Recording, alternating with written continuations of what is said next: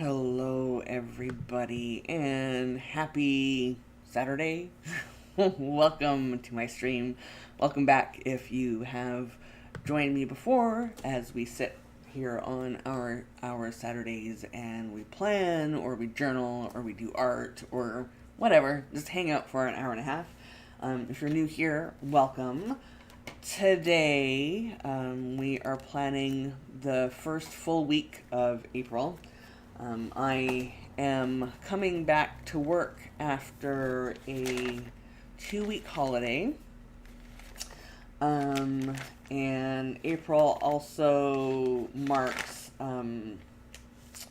when my copy edits for my cookbook begins. I was a little bit confused last time we spoke. I thought they were beginning on like I would be getting my copy edit notes on Monday. Turns out that's when my manuscript is going to my copy editor from just lots of different types of editors at a publishing house. One is like an editor role, and I can't think of the specific title. They are like a project manager, and their responsibility is to manage like all the different departments and people who are going to be working on the book. And that's who I submit stuff to. And then they send it off to like design and my copy editor and all this other stuff. And so anyways, on Monday is when my copy editor will be getting my manuscript. And it will be doing their little notes. And then I will get it back in like 2 to 3 weeks for the first round of edits. So that changes my upcoming week just a little bit. I've already... And I normally don't do this before the week starts or before I start planning my week, but because I am going back to work and after a 2-week holiday and there's some new things that are happening outside of my regular routine, I decided to add some... So this to-do list is things that do not have a specific due date. And I can get them done pretty much whenever. And I already put some stuff in here so I would not forget to do it, like start tax prep. I'm going to be doing some unhauling, and I have to start prepping those bundles to sell on Etsy. But because I'm not doing copy edits this week, and because I have been away for... RG30, because I have been away from work, my work email, my business email has like 500 emails in it. So that's what I'm going to be doing. Mainly, these are Hoo alcohol. They're like the grayscale, gray colorway. I love the colors. I love how muted they are. I don't love the fact that they're alcohol and bleed through my paper. So, yeah, as I was saying, this week's priority is going... Oh, I have to also... Another thing I have to write this week is... Or start this week is... I have to write an article for F-stoppers. F-stoppers. Article. So, my priority this week, let me make sure I have the right color still. Admin days, RG030, yes. Okay. So, my priority is going to be admin.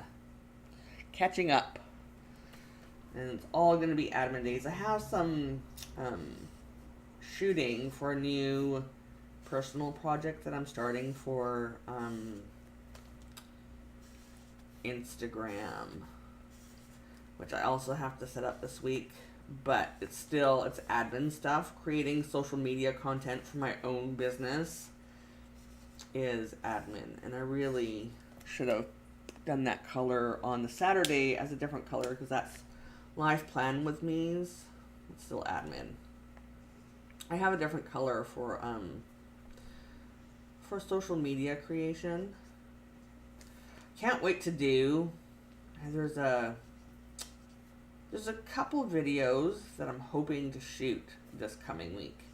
And one is setting up my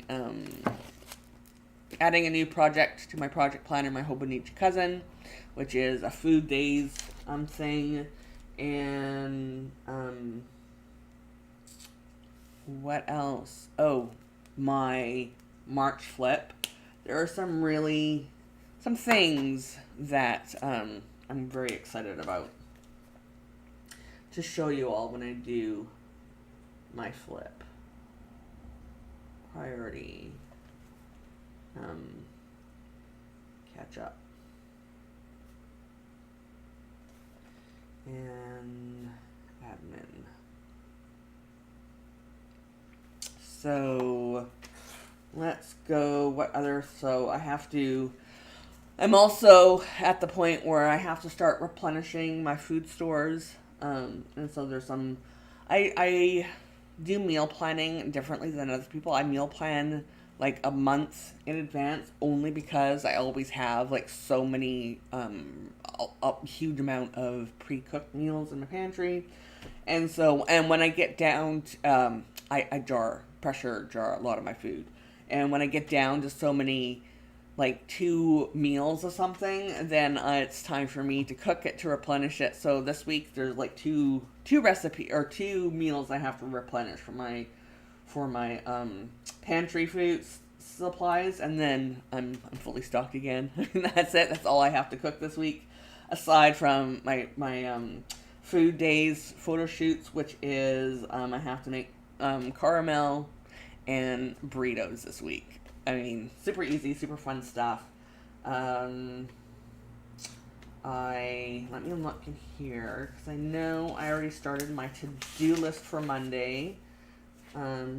Set up food days project. So yeah, I'm gonna put record. Actually, that is Monday. That has a due date. So but record March flip. Let's see if I can get that done this week.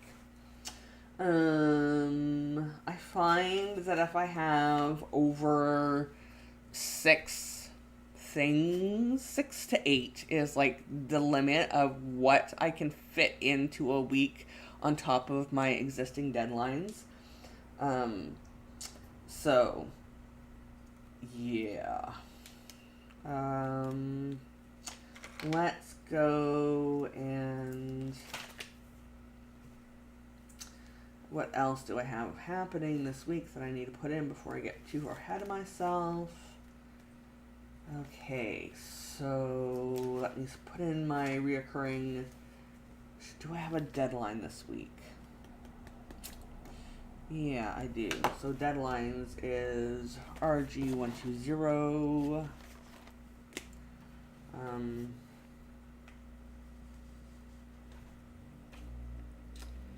So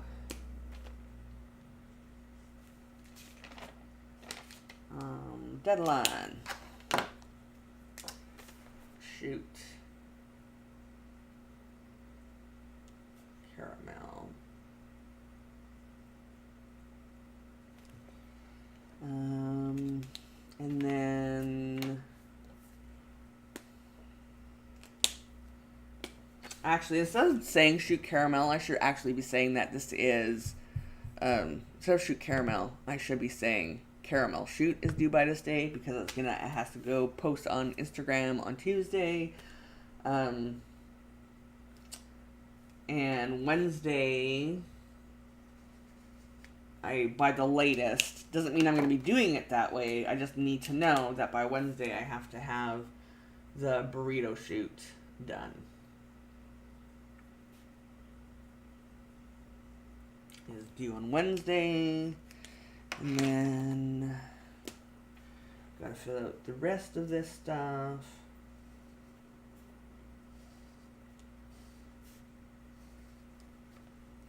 This, if you're new to my channel, the 0 to 6 a.m. slots, that is reserved for, hold on.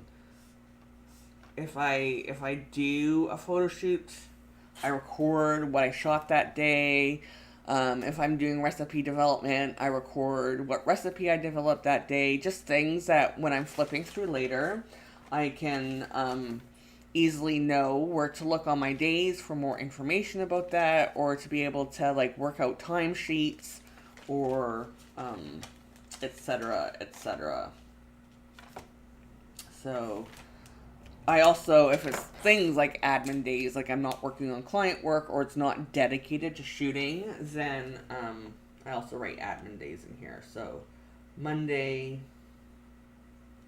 and instead of doing it every single week or every single day, what I'm going to do is put a line through,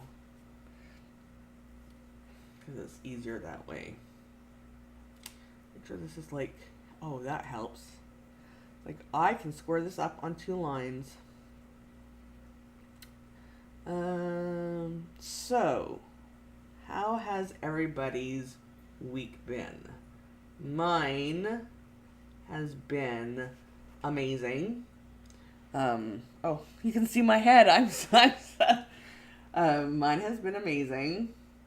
I very much enjoyed my last week of holiday.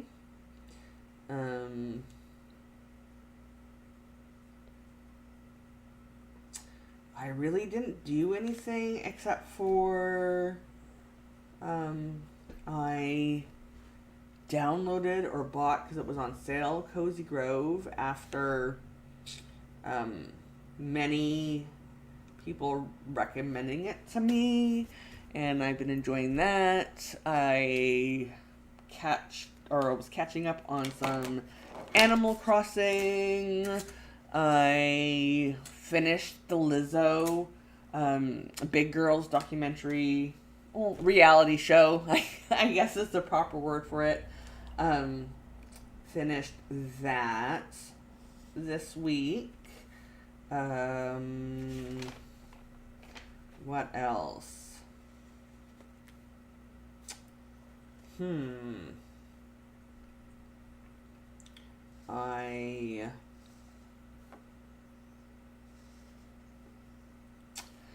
I started the TV show HBO Max. We started the Julia Child show. It's called Julia, and it's like a comedy based on Julia Child and how she got her show and all that other fun stuff. Her cooking show and her cookbook publication, and I think for me the interesting or the funny thing is she was talking about, this isn't a spoiler, but there's a line that they attribute or they have her say that talks about how cookbooks need a lot of chocolate. And in my cookbook, there's a chocolate cake recipe, an air fryer chocolate cake recipe, and I wrote in my cookbook, and I wrote this months and months ago, that every single cookbook needs at least one chocolate cake recipe. And when they had Julia Child saying something similar in the show, I'm like, great, now people who buy my cookbook and are watching the Julia Child show are going to think that I'm plagiarizing Julia Child, when I'm not. It's just that we both, it's true. Every cookbook needs something chocolate in it. And there's another thing that she said, that Effaduck, I'm not going to say the swear, even though I don't consider this to be a plus 18 stream, but you never know if there's children watching. Anyways, when I would say F a duck to American friends or people outside of my generation, they look at me like I have two heads. It's something that my friends and I always said in high school. It was a thing, but apparently I was told it was not a thing. And we would likely made it up, and there's something really broken about us that we would say F a duck. And they have Julia Childs saying F a duck. So, yeah. That was fun. Another thing that I really enjoyed about my holiday was I got to start doing regular exercise again. And people may be like, why do you enjoy that? Or why is that such a big deal? But during the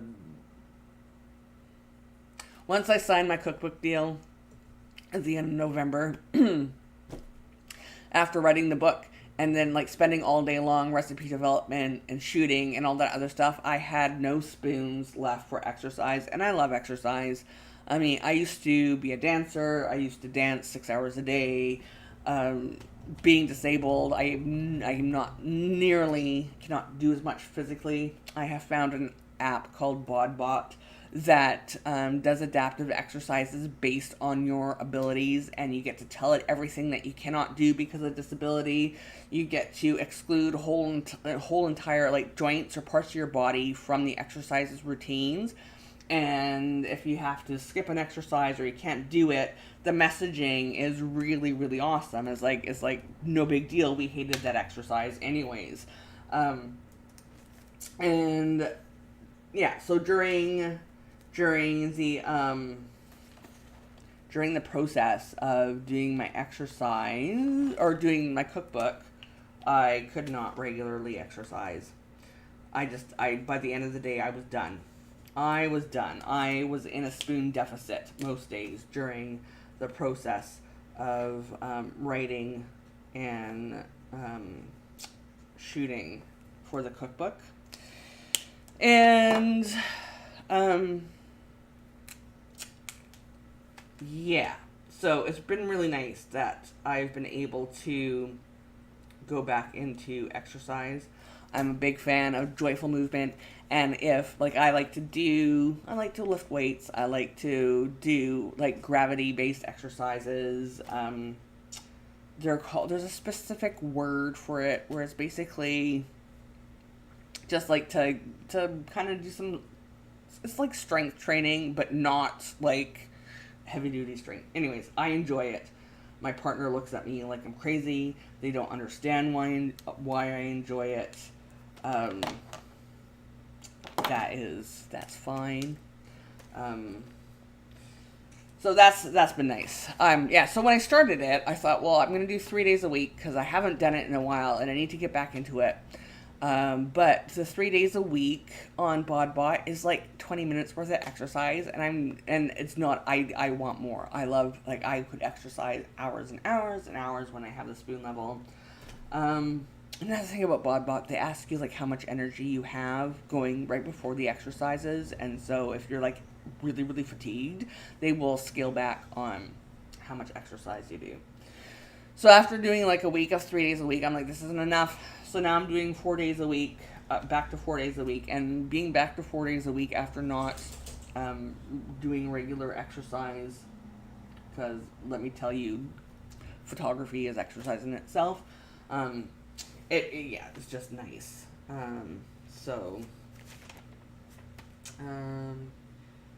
Co-op. What else is different from when we last spoke last week? Let's see. What else can I tell you?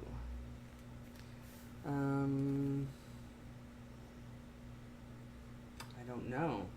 Right now, so... This section is for like recording things like admin days or if what I'm shooting or recipe, whatever.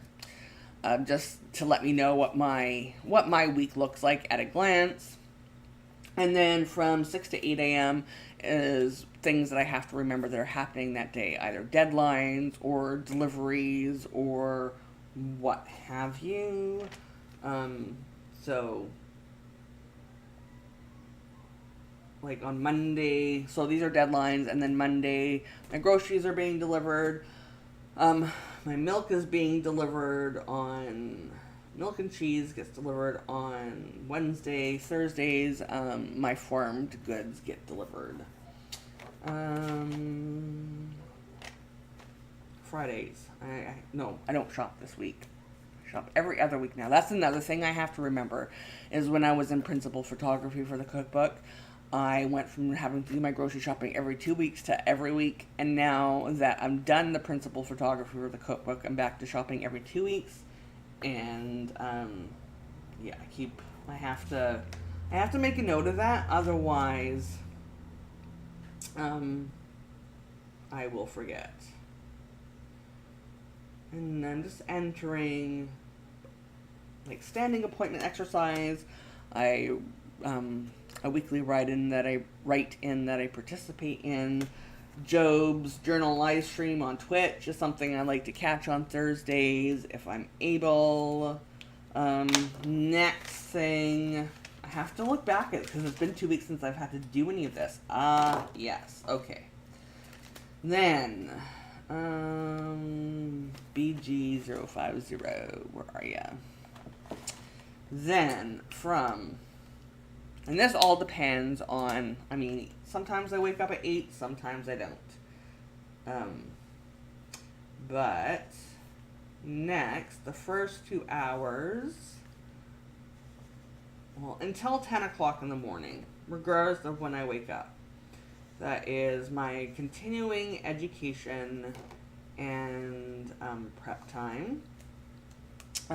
So if I'm doing any... because I always am taking different photography, like online photography courses. What else? Just anything work related. I spend the morning like watching videos, doing educational things, and also prepping for my day. So going through my schedule, making a list, making my to-do lists, all that other stuff. And that is till 10 o'clock in the morning. So I start my day very, very gently. Some people start with breakfast. I like watching things. I like making my to-do lists. It kind of puts me in a good headspace. Continuing ed. Oh. Thing about this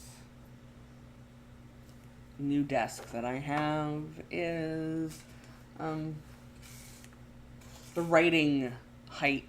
It's a different writing experience, and my handwriting has not adapted yet. It will. So that's my first 2 hours. It all depends. Sometimes I wake up at 9. Sometimes I wake up at 9:30 and I go straight to prep. It's casual. Sometimes I wake up later, from 10 to 11, or 11, 10 to 11 is my breakfast time. And I eat something, depending on how I'm feeling, and I relax. I might play some Animal Crossing, some whatever. This is my first break in the morning. And then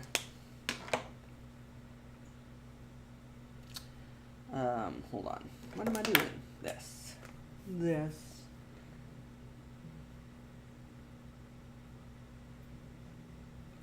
thing also, before I was shooting,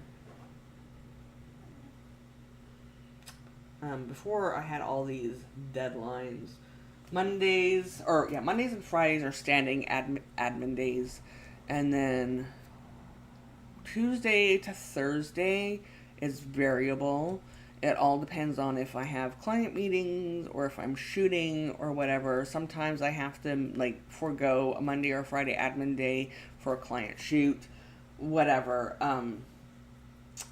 And so these are variable, but because Mondays and Fridays, now that I'm back to my regular schedule, I end my days earlier on Mondays to Fridays, because I get so much done on admin days, more so than probably more than is some would say is humanly possible. But the thing I like about having admin days and getting so much done is I get to clock out early and do my exercising early. And then I think I'm going to try something new. I think I'm going to do this. So I work for a 3-hour chunk, take an hour break, and then I work for another 2 to 3 hours. I used to call my break lunch, but then I stopped eating when I would do that, which does not make sense. Because here's the thing. So, a thing about some ways of autism expressing itself in some people, and this is me, is that my body does not recognize certain cues. Hunger cues, bathroom cues, stuff like that is a challenge. And when I'm working and focused on something, then all those signals get completely ignored and I do not feel hungry. And so when I get to my 2 o'clock break, if I have lunch here, automatically I will not be hungry because I'm still hyper focused. And then I would end up skipping lunch altogether because I'd be like, it's 2 o'clock, I'm not hungry, I'm not going to eat. Then I changed it to calling it a break, where it's not something that's scheduled, where it's not like where I have to eat.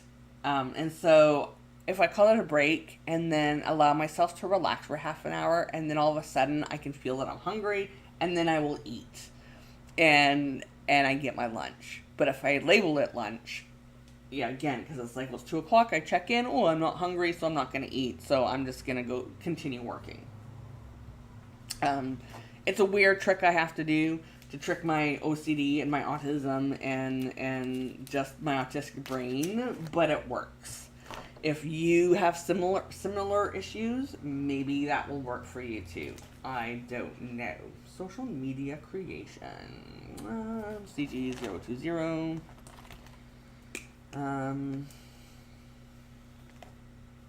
Got my live stream. That's another thing now that I'm done. Principal photography of the book is my live streams are going to be weekly again instead of every 2 weeks. Live plan with me. Plan with me. And break. Saturdays, now that I'm no longer doing photography, it's probably going to be no longer like a huge work day. I may just like have it all. We'll see how I end up filling my day up. So, I know a lot of people, they use this space to do their to-do lists.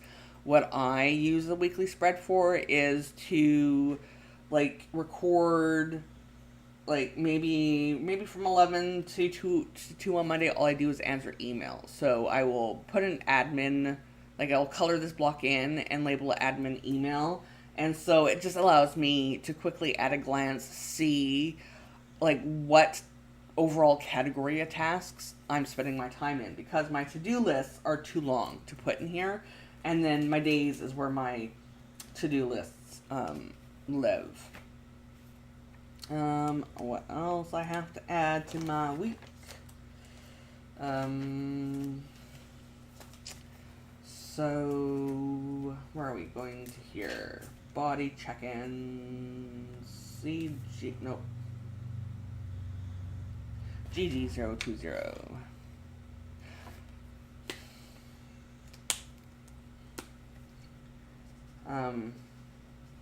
And my tasks, I mean, I have, my to-do lists are all, except for appointments that I have, like doctor's appointments, client appointments, or whatever. My to-do lists are very flexible, and what I actually end up doing depends. Like, I'll have like this whole list of wishes or dreams. This is everything I'm going to accomplish. And then I check in with my body at 10, 2, and 6, and depending on how many spoons I have determines exactly what it is that I am going to be doing that week. And then actually, I need to make a change here.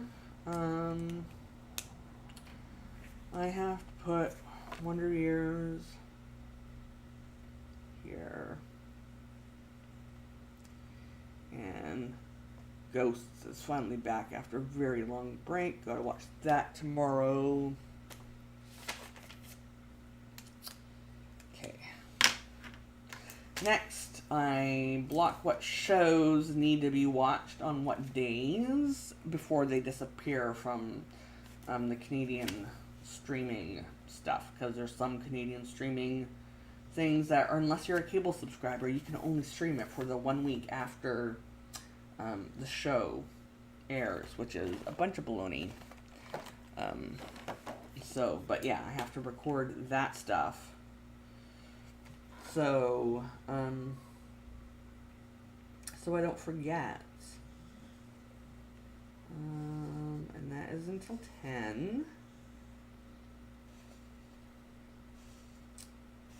And this is like stuff that I watch on my own, that my partner does not enjoy.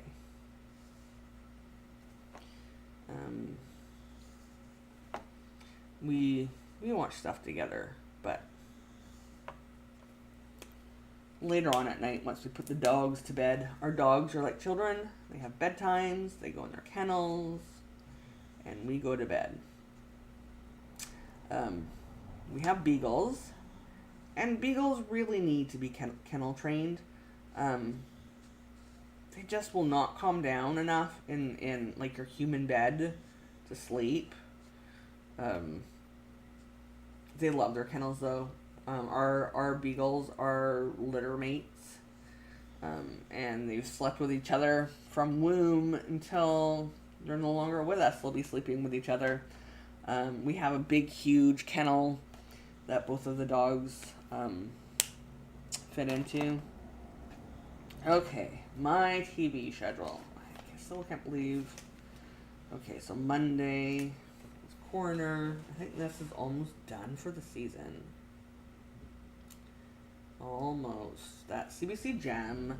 And even though, so this show does not disappear from CBC Gem, it's always there. However, I put it down because if I don't, then Monday will come around and I'll have like 3 hours of like, what do I do?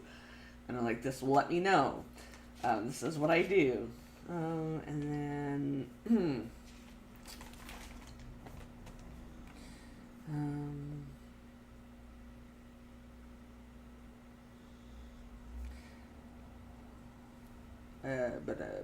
what else? What else? Wednesday, I have nothing.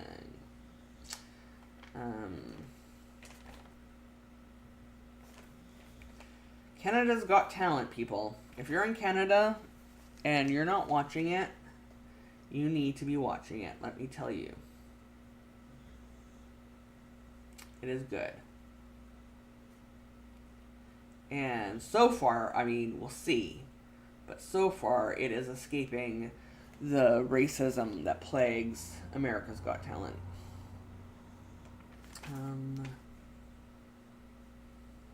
And then, don't judge me.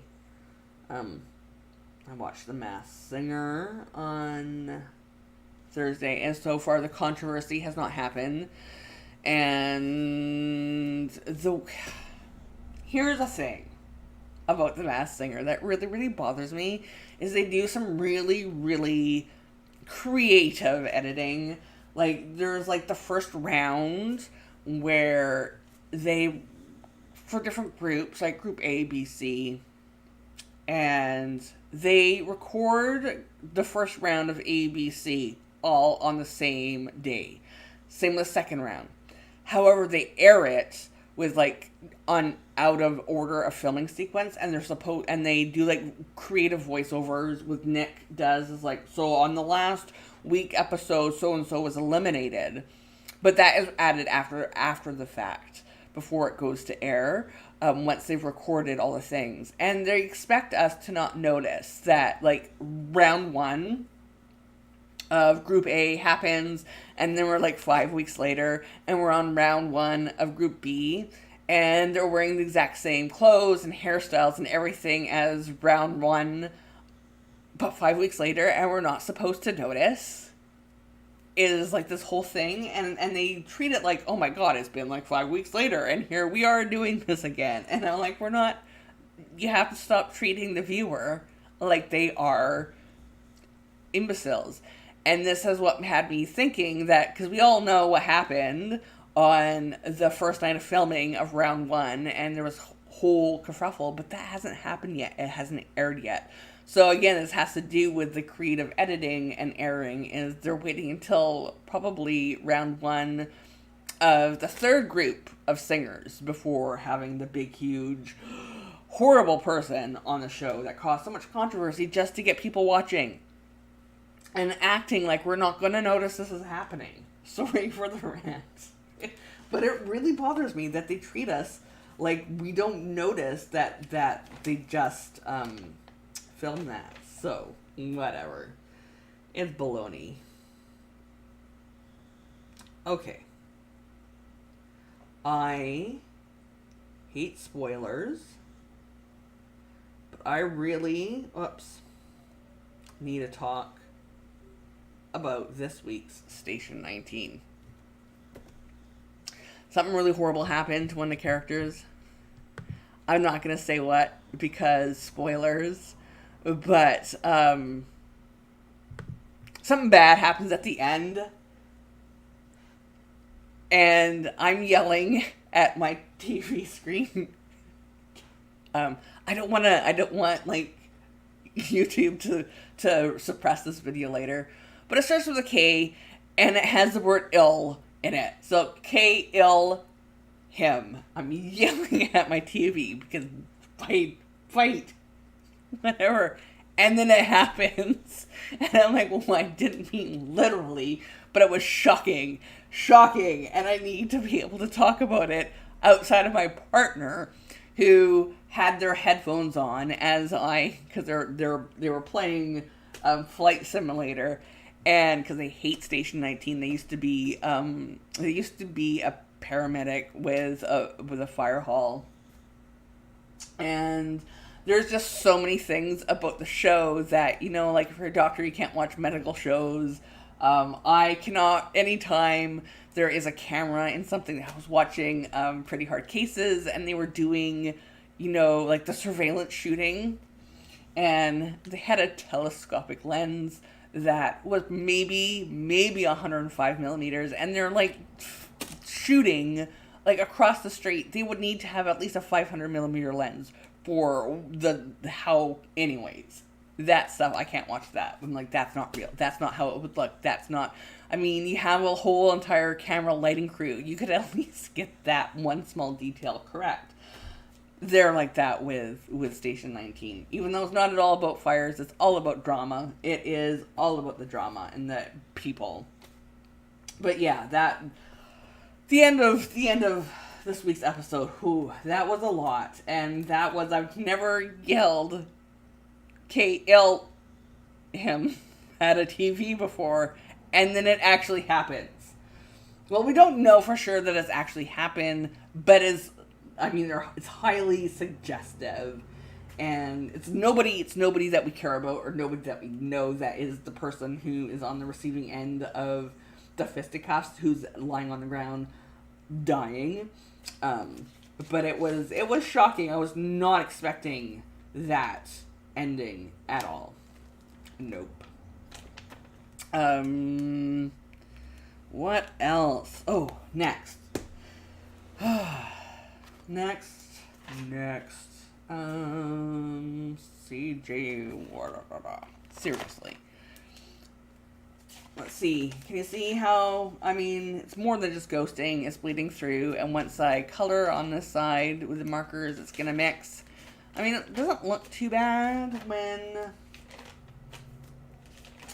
here, it kind of adds a really interesting effect when you have the alcohol markers on either side of the paper. The problem is, I cannot see at a glance where I'm spending my time, because it all just kind of it's all like a kaleidoscope of colors.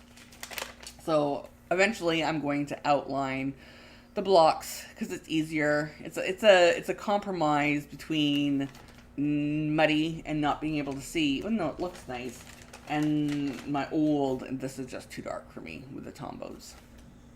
They need to make these in watercolor instead of alcohol base. I don't know. Maybe I should write a letter to this company and be like, hey, you make water-based markers.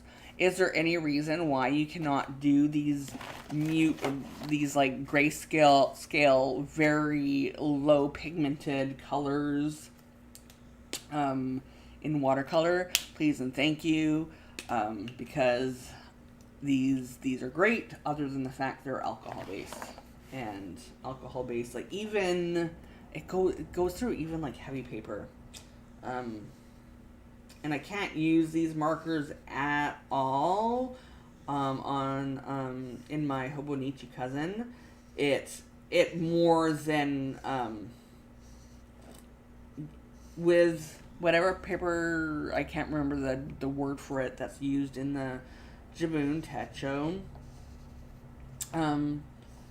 It may bleed, but not a huge amount. It's more it gets trapped and then it mixes later on inside the paper. Where in the Hobonichi, it's just pure on bleeding through to the other side, and I can't use these markers at all in my Hobonichi, which is a shame, because the colorway, the mutedness of it is what the aesthetics that I'm trying to achieve. Okay, Mondays, we're watching The Dropout. That is really good. It's not talked enough about. In regular circles,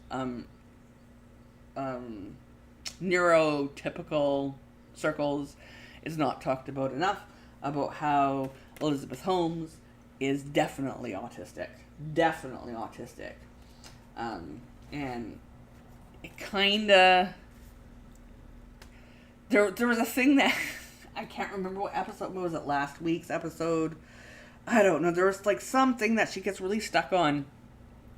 And my partner, who is neurodivergent, but with ADHD and not autism, and just did not understand why it was such a huge deal to Elizabeth. And I'm that's not even, no, Elizabeth is completely right to be that's not funny. You cannot do that with an autistic person.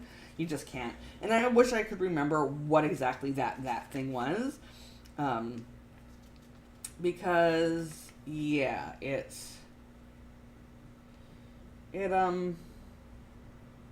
was real, and it made me so Mr. Williams on TikTok. I love Mr. Williams on TikTok. He is a queer teacher.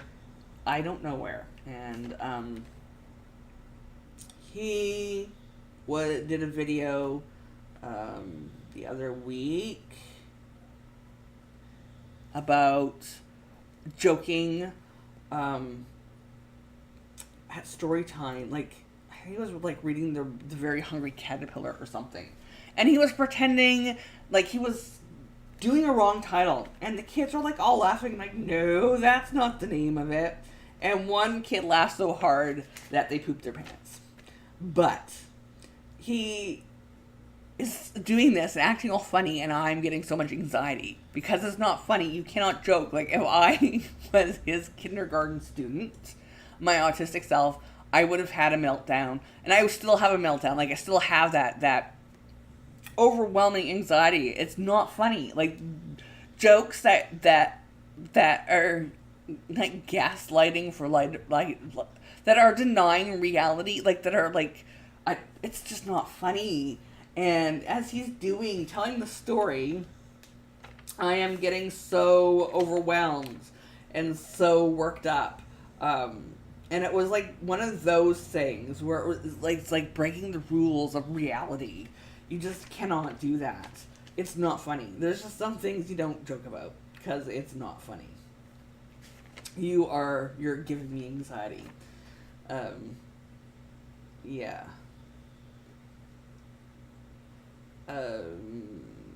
What else?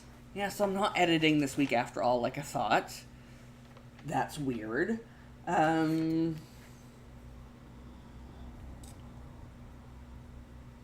Which makes me, here's the thing. Also, I was talking about this on Twitter yesterday, was autistic people, and Paige Lael, their YouTube channel, have a video.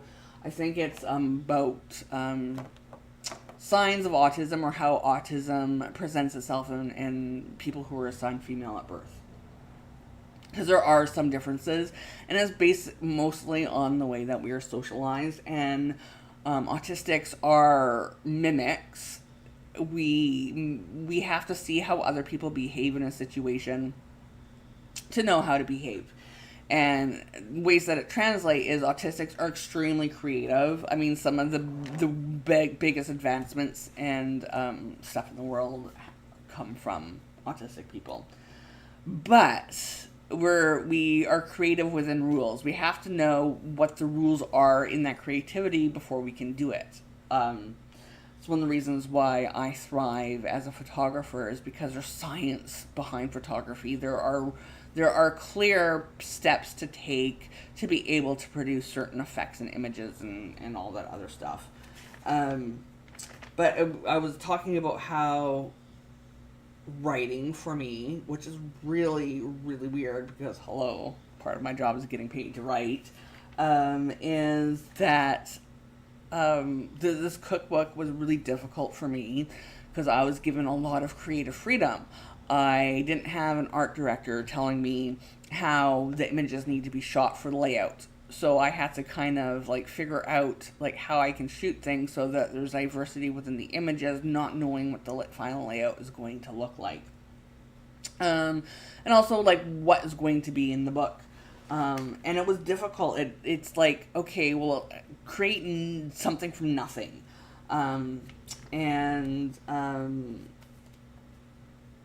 It was, it's challenging to write without an assignment. And so, like, I like rules, I like assignments. Tell me, like, give me some type of parameter. Like, you need to write about this subject. I mean, well, my cookbook was kind of like that. But when you sell a book, a nonfiction book, you do it on proposal. And part of the proposal is you need to have a chapter outline. You have to think about everything that's going to be in the book and give a brief summary of every chapter that's going to be in the book. You're not supposed to have it really written. And doing that part, like trying to figure out, like, even though I know what cookbooks look like and what's in them and all that other stuff, there's things in my cookbook that are redefining how cookbooks are laid out and what's in them, to make them accessible to disabled people. And not having... So I was under the impression that the production timeline had been moved up a couple weeks because my manuscript due date had been moved up a month. And so now the publisher, which is a role, not a publishing house, is an actual person, read my manuscript. And the feedback that was given to me was that if there's anything missing or needs to be changed or organizational, we'll let you know. They haven't let me know that, and it's been a month. But they haven't said that it's all good and that they've accepted it and that I have honored my contract. You can't do that with autistic people. You have to say, okay, cool. We don't have to, like, you can't suggest that there may be big structural changes and then not inform the person that there's not going to be big structural changes. It's going to be good. So now, like, I was expecting to start editing, like, to get my edit letter on Monday and start round 1 edits. But now there's like another whole 2 to 3 weeks. It's already been looked at by 2 people and read through by 2 people, and I still haven't been given any feedback. And so now my autistic brain is like, did I do it wrong? Is it bad? Is it horrible? I mean, they've not told me anything. And I don't know how to communicate to them. Like, okay, so this may be really weird, and I'm not meaning to be difficult. That said, and I just need to know, like, am I going to be expecting big, huge structural changes? Like, you gave me no rules. You gave me no, like, real... You gave me so much creative freedom that it is causing a lot of anxiety. And just general... general inability to be able to cope. I guess is what we could be saying the result is. And I guess, I mean, yeah. So, oh, I know what I have to do still. So, I need to look at my to-do list for a second. I am on Monday. I have to make a phone call. Gotta set up my food days project. Let me go to my list of videos I'm planning to shoot.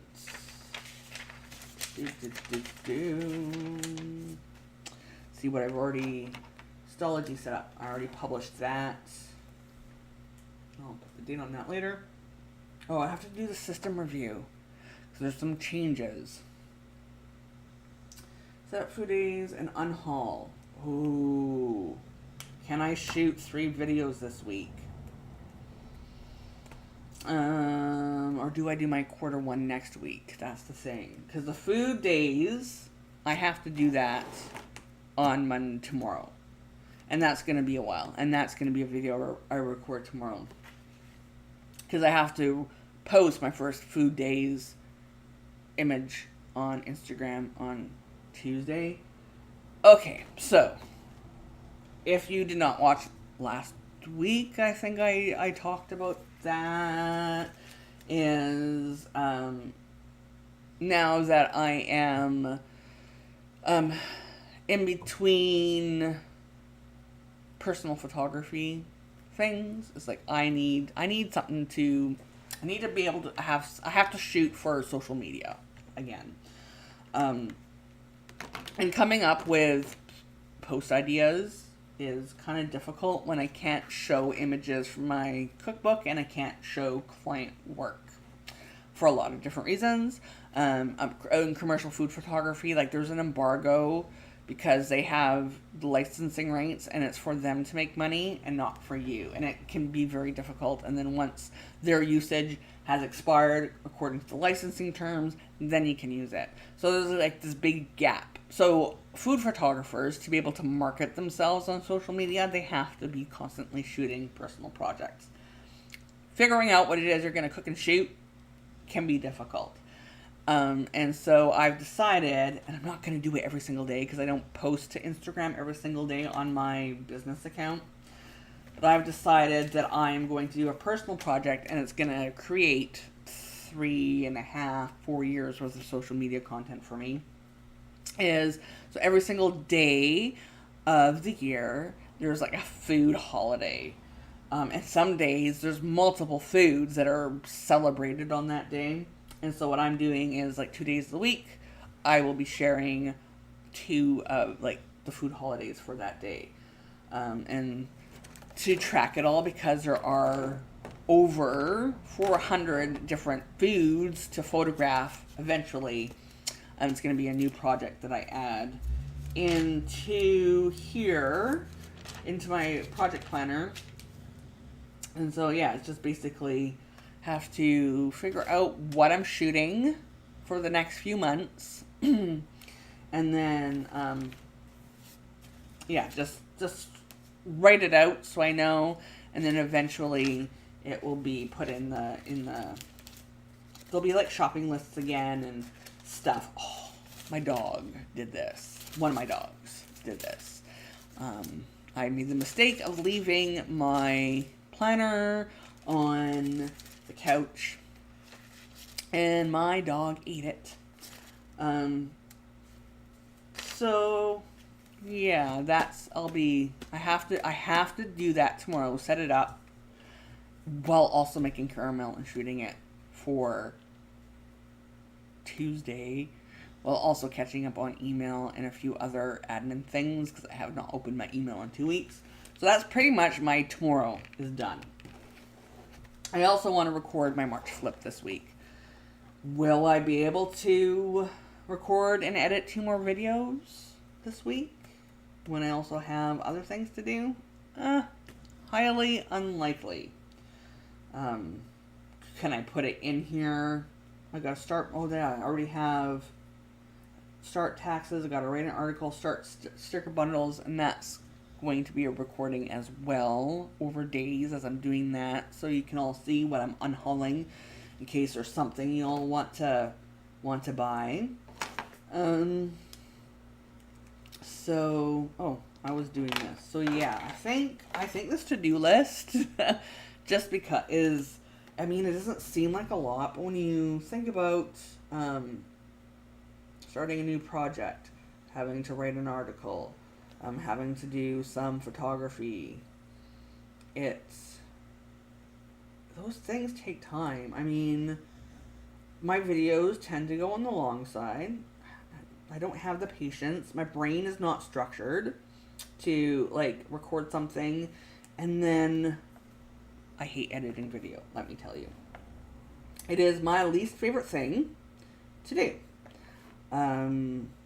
When I used to have a radio show and a podcast, and editing the audio for that was excruciating, and I'm wondering if it is part of my autism and some language things that I struggle with, language processing.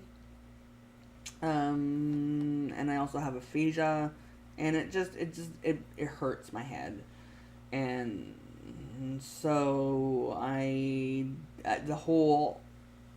released a video the other day setting up my Stalogy A6 because it's replacing my art journal or decorative journal.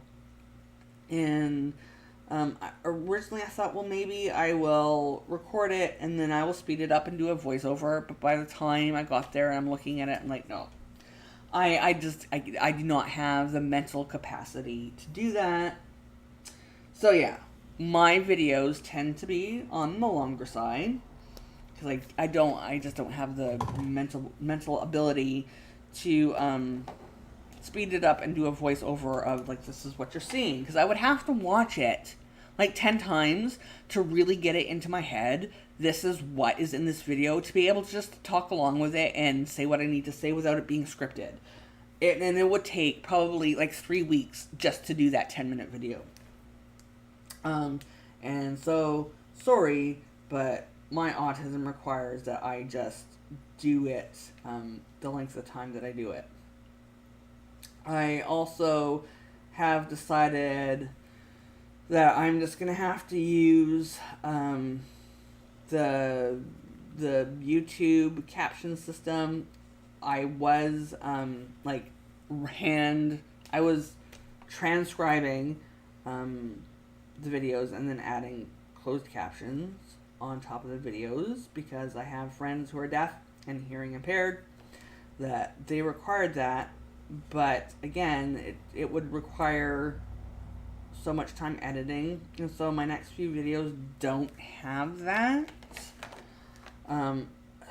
We'll see how things go to putting the captions back on and not relying on the Google closed caption. But I don't know, friends. I don't know. It already takes like an hour and a half to record, or 40 minutes, or however long whatever the task is, and then editing it and making it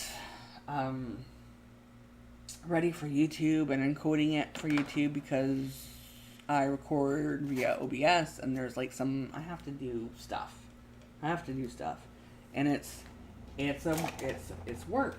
I mean, the people who have the ability to Coffee Monsters Co. Let's talk about her for a second. Just because she's a great example. Because she does that. She does these longer videos, and then she just sits down and she does a voiceover. Oh, I went to the gym and I did this, and oh, that's the wrong color, and I did that. And I'm like, how are you just doing that on the fly without spending days beforehand watching the video so you have a really intimate knowledge of what's on it, so you can just add lip things? And so to go back, she on yesterday, yes, April 1st, April Fool's, she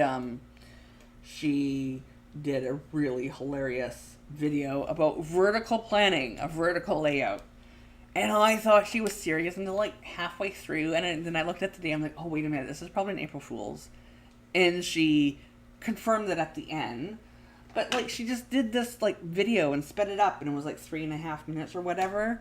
And I don't know how long that took her, but that 3.5 minute video would literally take me 3 weeks to do. There's no way I could wake up on April Fool's and be like, oh, I have this joke, let's do this and have it out. Nope. Sorry, my brain does not work that way. And I find it just amazing that people like Coffee Monsters Co. can just, do voiceovers on their videos. Job is another one who does it. How? Teach me, or give me a little bit of your neurotypicalness so that I am able to do that as well. Because I would be doing a bunch of different type of videos, and maybe I wouldn't be losing subscribers every time I upload. Maybe there's a different reason that I'm losing subscribers every time I upload a new video. And I don't know. It's weird. Brains. How do they even work, friends? How do they even work? Actually, I know the answer to that because I was a psychology major. That was a rhetorical. And you probably knew that, but my autistic self is they need to know. They need to know that I am being rhetorical, and I do not actually need to know how brains work. That's another thing that is very common among us autistics, is a lot of us go into psychology simply because we need to learn how brains work, because the world does, people behave in ways that are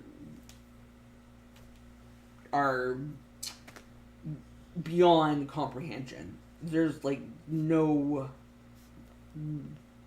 reason.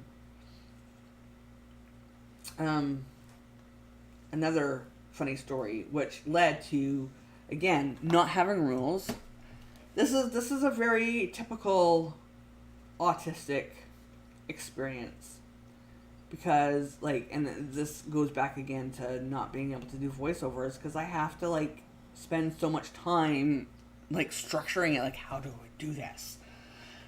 I have the same thing writing creatively freely. Is like, what of the bazillion different things do you want me to write about? Like, how, what structure, what tone, what narration, like, what do you want me to say? But it translates to other things as well. So when I was grade 4 or 5, I here, this is a good example of, so this is right here, this block is, I wonder if I have to get closer so you can see better. Yeah, okay, so this block I actually color with this color, but because it has the deadline color on the other side, I mean, it does this in between of these two colors. And that's the problem with these alcohol pens compared to the Tombos, where you can color on each side and it's just going to stay on the surface of the paper and be fine. Anyways, back to being autistic. Grade 4 or 5, I volunteered at my local SPCA. I would come and walk the dogs. And Canada Day parade, they're like, hey, do you want to participate in the Canada Day parade? And I'm like, oh my god, it's Canada Day. That is a big deal. This is official business. And then it's like, how do I walk in a parade? Like, and I even asked them, like, how do you want me to walk? Because you see all these different people in parades when you're watching them as a spectator walking in different ways. And they looked at me like I had 1,000 heads, because I'm asking them, like, how do you want me to walk? It is a perfectly reasonable question. How do you want me to walk? And they didn't answer my question, and I stressed over that, and the walk that I ended up adopting was the most ridiculous, hilarious, like, chest pumped out, and this is me, and I'm official, and I'm in a parade, and I'm holding the banner while I'm walking a dog, and I'm at the very front, so that means I'm extra official. And yes, I'm going to have my chest out, and I'm gonna march, because this is an official parade, and that is how you behave in an official parade situation. And if you're watching the Dropout, you will see that they have, and whether or not it is completely true, but they have Elizabeth Holmes rehearsing stuff repeatedly in front of a mirror. And that is what we do. Because we have to, we don't just have an instinctual knowledge of how to move through life, how to carry your body, how to talk, what mannerisms to use. We are mimics. It's one of the reasons why, like, in new social situations, I will have to be, like, exposed to it at least 10 times and observe how everybody is interacting before I will even say a word, because I have to figure out what I'm supposed to be doing in this situation, how I'm supposed to talk, all that stuff. And it may not make sense to you, but that's just the way that things work. And that's one of the reasons why I'm super stressed out about the next 2 weeks, because even though I'm really supposed to be, like, relaxing, and if there was a problem with the manuscript, they would likely have told me already, instead of surprising it with me like 6-7 weeks after I hand it in. But you never know, my friends. You never know. And that's basically where I'm at. I am an anxiety ball. I'm looking for another Tombow. 75, 79, I think I'm looking for. Wait, what color? Oh my goodness, friends. How much time do we have? We have another 20 minutes. I may actually get this. Yeah, 79. 79 I'm looking for. Oh, no. Better not be. Oh, no, that's 49. 57. We're looking for 79. Here we go.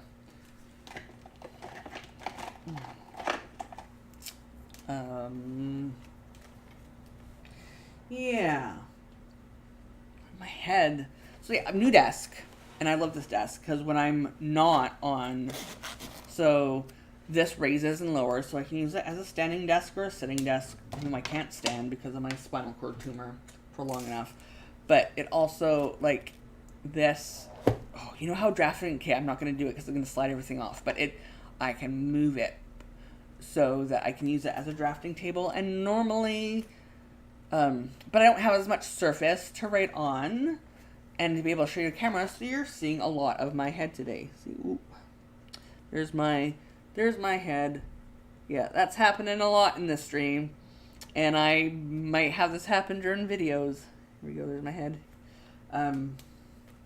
So I apologize, because it's also screwing up the focus on my camera, and I don't know. Maybe you're enjoying it, maybe you're not.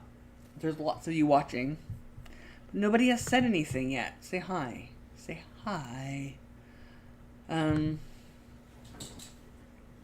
Yeah, so I should probably save this for my March flip, but I didn't do the outlining except for a couple appointments during, because I didn't really record anything. I had this whole entire, and I'll talk about it more when I record my March flip. I had this big, huge, like, idea of things that I was going to do on my time off. And I was going to record, like, spend my day putting in my journal, writing down everything that I did during the day. Think just like how I spent my holiday. And what turned out to happen was that I barely recorded anything. I just existed during my time off. And that is a first. This was also a first time in my time off that I actually took time off, planned time off, which is ridiculous. Normally in the past, I would only take time off, and I'm pretty sure this is an autistic trait as well. I would only take time off if I was burnt out and I could just not deal with people anymore without having meltdowns every 2 seconds. And then towards the end of last year, I decided that I'm going to take the last 2 weeks of every single quarter off. And wow, that was amazing. I've never done it before, and I highly recommend this. Somebody was on to something when they came up with the idea for planned time off, as opposed to waiting until you hate everything about what you're doing and you just can't with people anymore and you're burnt out before you take time off. Anomic says hi. They're trying to multitask, so they can't type right much at the moment. Okay, awesome. Thanks for saying hi. Anyways, Anomic, it's nice to see you again. So, yeah, multitask away. Thank you. Very, very nice to see you again. So, yeah, plan time off. So I really didn't record much of what I was doing this week, or this last 2 weeks. I recorded some things here or there. But I did not stress about it, which is interesting because I love recording my days. I love to-do lists. I love knowing what I'm going to do. Crazy Kinky Curl says hi. They're planning along with me. Awesome. Thank you, Crazy Kinky Curls. I think this is like the first time you may have watched before, but this may be like the first time you said anything. So, and if I'm not remembering you saying something beforehand, I do apologize. But yeah, so that was an interesting thing, that I did not record much of what I did. I did the same, I did my regular writing down television programs, so I would remember to watch them and not just sit on my couch. You know how, so this is what with TV. You know how you open up your fridge and you open it up and there's nothing to eat when you have too much stuff in your fridge? Maybe it's only something that those of us who have ADHD or autism or autistic, those of us who are neurodivergent, experience. But it's like you open it up and there's nothing to eat. It's the same thing when I'm done my work and it's like, okay, what do I do now? And so I give myself things to do, so I don't like remember 6 months later that I have a whole season of something to watch. So I did that. I marked down my exercise days because that's a regular thing in Job's journal in my write-in. But other than that, like during the time of day where I'd normally be working and having my time blocks recorded of like the general theme, I didn't do that. I mean, I recorded some small memory things, but overall, I was very, very, loose, I guess is the word we use. Not structured. I was not structured, which is very abnormal. Not my thing. So, that was interesting. And I don't know, come my next time off at the end of quarter 2. But I think it's because my body was so needing, like I really needed this holiday. And my mental health is great because I did it before I was burnt out. And so I feel amazing. And so maybe next time I will be able to like, okay, well, I'm going to like spend more time like recording what I'm doing so I can go back and figure out, oh, I enjoyed this. I didn't enjoy this. I want to do this again. Maybe not. But the thing is that I liked about my last 2 weeks, like I still used my journal. They were still there. They were still open. But I didn't live... I was not, like, fussed if something didn't get recorded. And it was a nice experience to... Because normally, I live and die by my journal. If it's not written down, if it's not scheduled, if it's not recorded somewhere, it's not going to happen. Only because to be an autistic person navigating this world, I need to know what to expect to be, so that I'm just not completely overwhelmed with existing as a human person in this world. So, human person, that's the thing that Paige Lael, when I discovered her on YouTube, I was like, oh, they remind me so much of me at that age. And they're Canadian as well, and I want to give them a hug and be like, you know what, I'm in my 40s. And it took me till I was my 40s to have a lot, to find coping mechanisms for a lot of these autistic struggles that are very, very much real. And it's just good to know that other people have them as well who are autistic, and you will not feel like this forever. And like she just released a video the other week talking about how she just does not care about masking anymore.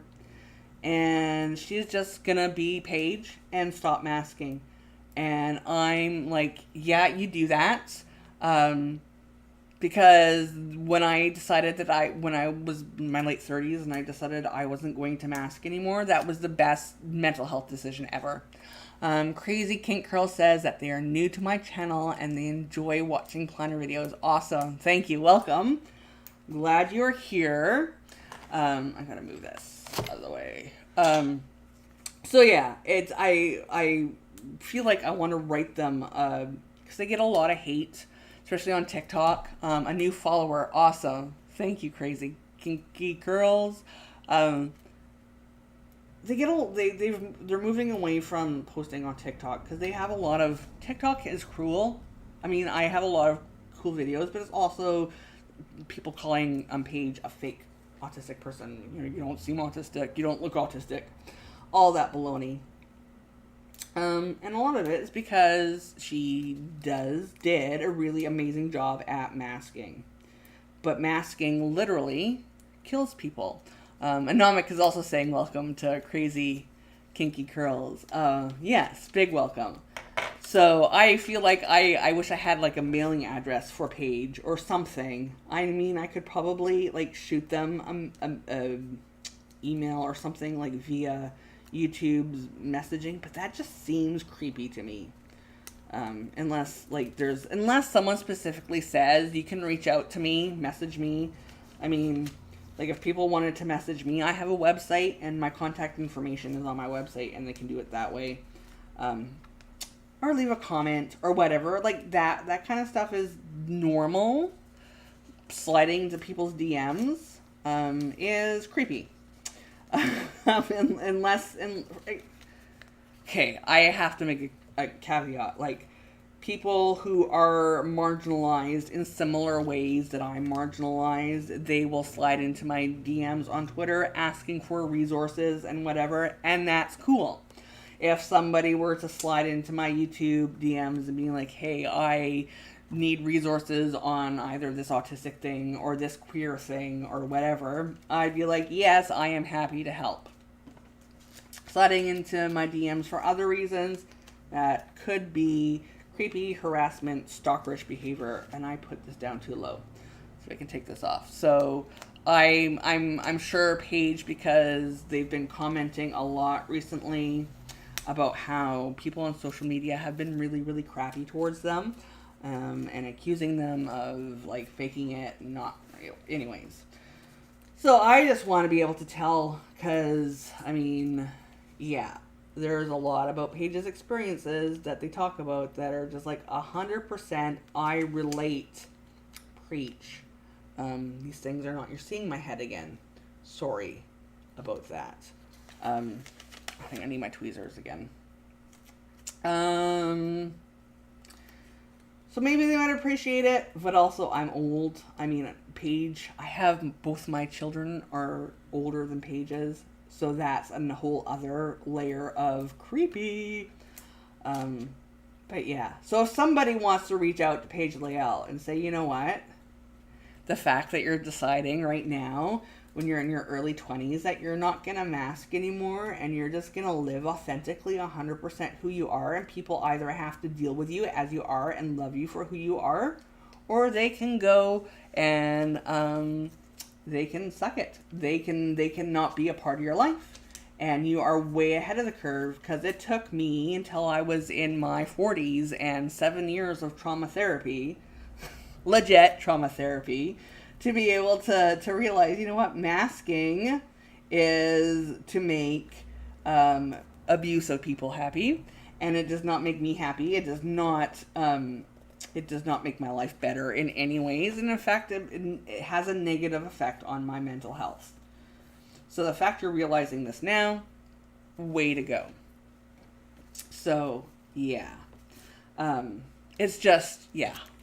Another thing that was really nice to discover over my time off was Paige Leal, and I'm kind of a little bit, like, upset that I didn't discover them earlier, but also being autistic and having time off meant that I was able to binge all their YouTube videos in days.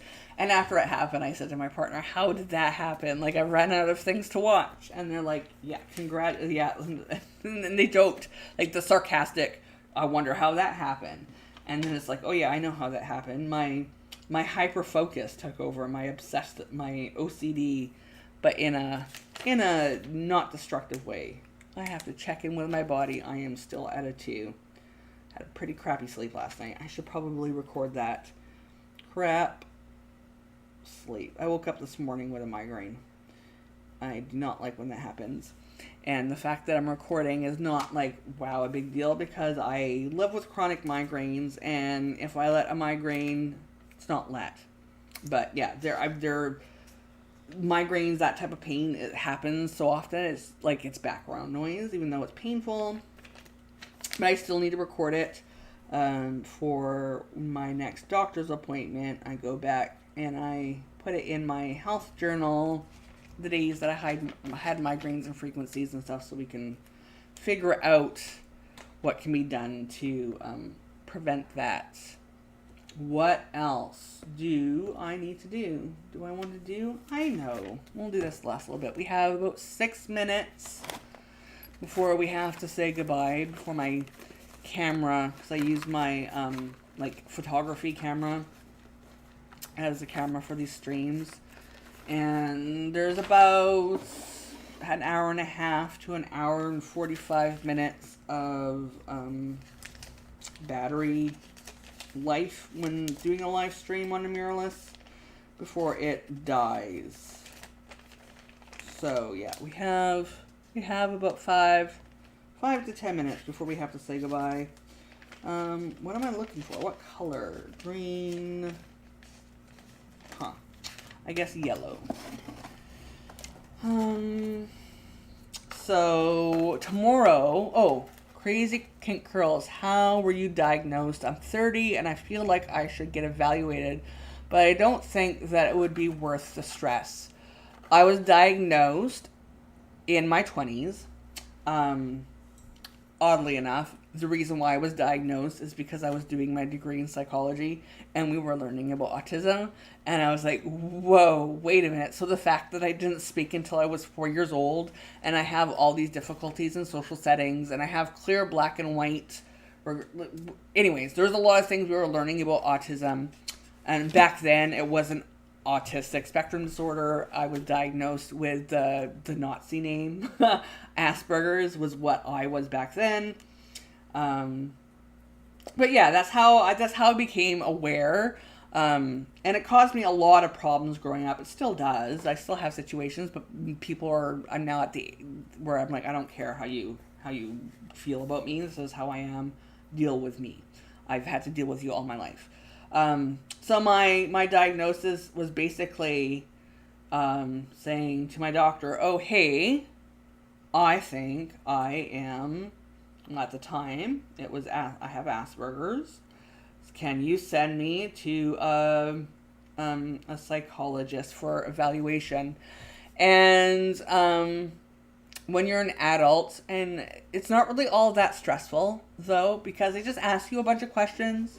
I mean, there's those online tests that is like, the online tests are more about emotionals rather about cognition.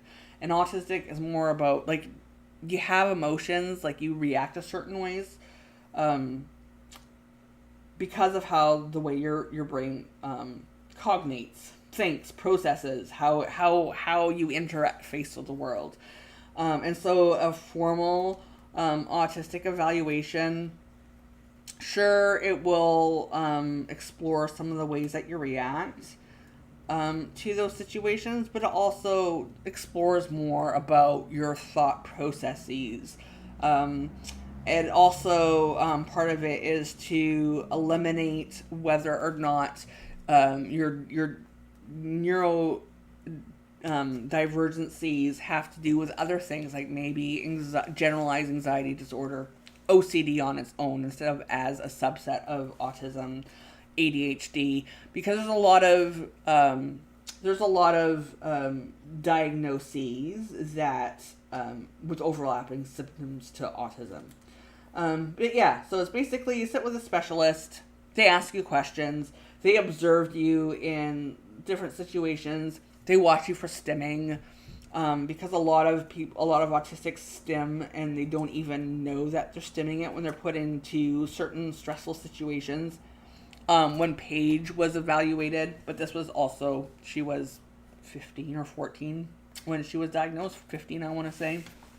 The child specialist purposely like stressed her out and asked her questions that are known to typically trigger autistic meltdowns.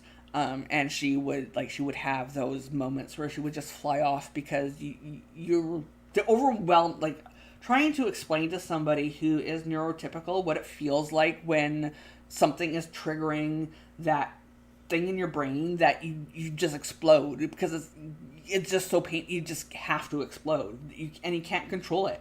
It's just so wrong, and it causes physical pain. And so he would do things to purposely trigger that reaction. Watch her stim, And after a few hours, and it really depends. In the United States, if you live there, because in Canada it's a little bit different. In the United States, they also ask you a questionnaire because they have to for for billing purposes.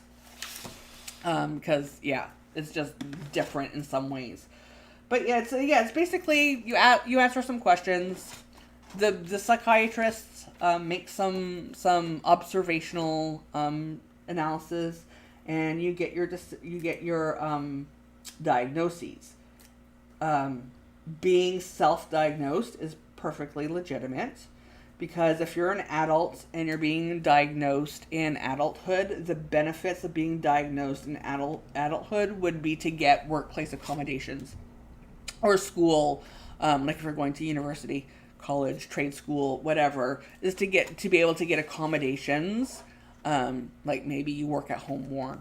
Maybe you do all your communication via email instead of verbal, that type of stuff. A lot of the times, workplaces require that you have an official diagnosis, have a letter from a psychiatrist saying, hey, they need these, or a doctor.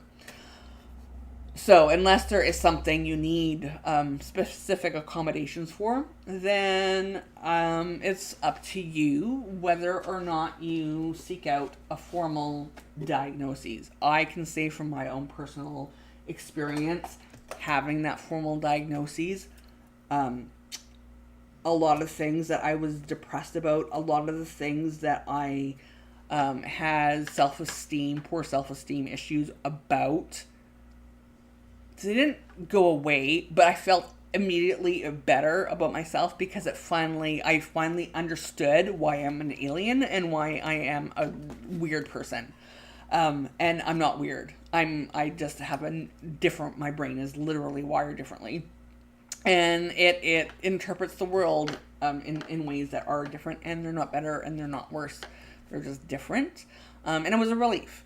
For a lot of people, a diagnosis is a huge relief and a huge mental health boost if you're ready for it. For some people, like with Paige wanted to unalive themselves, and that's why they had the assessment and they thought that Paige was just depressed. Turned out Paige is autistic, and for a few years, and I'm not giving away secrets, Paige talks about it in a few videos, they kind of denied their autistic, they didn't accept it, they didn't embrace it, and it's only been recently that they embraced their diagnoses and made them feel better about it. But the fact that you're questioning it, I think it would probably, even though it's uncomfortable and it's not fun, but it's not horrible. I mean, the worst thing that will happen during the process is you're going to have a meltdown and you're going to have a little eruption as a result. And there's nothing but benefits to gain from it. So, I mean, if you live in Canada where it's covered, the wait lists are a bit longer because it's not life or death. And but if you're in the United States, you will maybe have to pay for it. It all depends on insurance coverage. So. But that's that. So that is my week already set out. It is that time to say goodbye. So what I was saying before I saw that question, I don't know if I finished it. Tomorrow I have a video coming out. It is my last unboxing for Your Create Studio, and I think I explained in the video why I'm not doing the I keep saying create, but Your Creative Studio subscription boxes anymore. It's not that they're not good, but anyways, I need to skip middle transportation routes when I can just get it directly from the supplier myself that they get them from. And then hopefully I will be able to get my flip. So Crazy Kinky Curls is in the US. Thank you for answering the question in such detail. You're welcome. My pleasure. I'm very happy to help. So I have one video for sure coming out tomorrow. Maybe a couple more. Maybe my flip. And I can show you some really fun things that I've decided I'm going to do like this. I like this one. I have secret notes to myself now just to summarize my month. a little bit. So see you all next time. Thanks, and I guess see you too. So yes, next week we'll be back doing this again. Whatever system you plan in, journal, art, whatever. Hang out for a week and a half, or a week and a half, an hour and a half.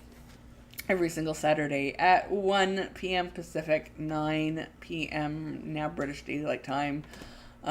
Yeah, until next week, thanks for watching. Thanks for joining me. Thanks for watching this on replay.